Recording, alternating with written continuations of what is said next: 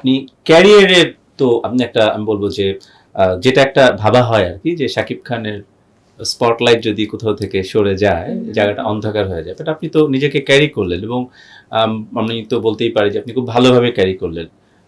মাহফুজ ভাই যখন অনেকদিন পর ব্যাক করলেন সেই সিনেমায় আপনি, একজন নতুন মুখ আদর আজার সেই সিনেমায় আপনি, বা আপনার এই যে ঈদের জঙ্গলি সেখানেও আপনি তো এই কাজগুলো করতে নিশ্চয়ই আপনাকে কিছু প্রতিবন্ধকতার মধ্যে দিয়ে যেতে হয়েছে নাকি ইট ওয়াজ ভেরি স্মুথ? প্রতিবন্ধকতা সব কাজেই থাকবে, তবে প্রতিনিয়ত আমার কাজ দিয়েই আমাকে প্রমাণ করতে হয়েছে।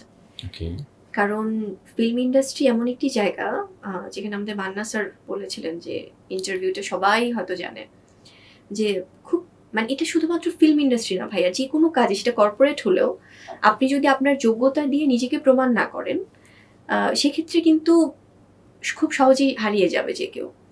কারণ আমাদের এখানের ফিল্মের অ্যাক্টিংয়ের জায়গাটা কিন্তু খুব ধৈর্যের ব্যাপার, খুব প্যাশনের ব্যাপার।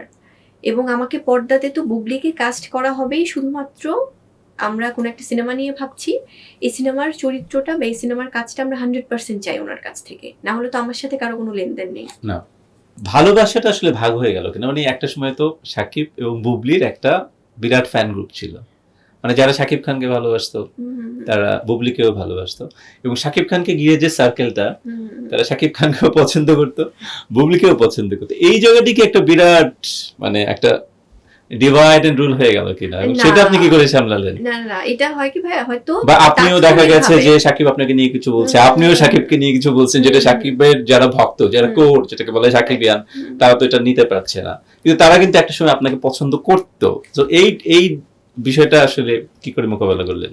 কখনো কেউ দেখাতে পারবে না যে আমি কোনোদিনও কাউকে অসম্মান করে কথা বলেছি, বিকজ আমি জানি না, হয়তো মনের অজান্তে কখনো কোনো কিছু হয়ে গেলে সেটা হয়তো আমার জানা নেই। তবে আমার জানা মতে বা যারা আমাকে দেখেছে বা আমার ইন্টারভিউগুলো যারা দেখে, কখনো শাকিব খানকে আমি সবসময় কিন্তু সেই সম্মানের জায়গাটা দিয়েই কথা বলেছি। এবং নো ম্যাটার হোয়াট, যদি হয় না যে ওনার জায়গা থেকে হয়তো অভিমান করে হয়তো অনেক সময় অনেক কথা এসছে, বা উনি বলেছে একটা, সেটা লেখনীতে হয়তো আরো 4 লাইন বাড়িয়ে কেউ লিখেছে, বা উনি হয়তো বলতে চেয়েছে একটা, সেটার অর্থটা হয়তো বা অনেক সময় অনেক রকম হয়ে গিয়েছে, তখন হয়তো সেই কষ্ট বা অভিমানের জায়গা থেকে সেটার জবাবটা দেয়া বা সেটা ক্ল্যারিফাই করা যে বিষয়টা এমন না, সঠিক বিষয়টা এমন ছিল, সেটা শুধু জবাব দেয়া।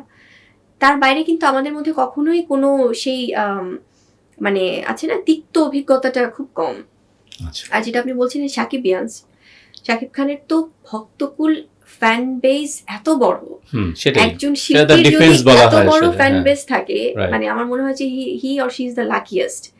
তো সেটা ভাগ হয়নি, সেটা হয়তো মাঝে মাঝে ওদেরও ওদের জায়গা থেকে, শাকিবিয়ান্স হোক বা আমার বুবলি ভক্তদের জায়গা থেকে হয়তো কিছু কিছু অভিমান হয়েছে দুপক্ষের, যে আচ্ছা শাকিব ভাই কেন এরকম করলো বা বুবলি আপু কেন এরকম বললো।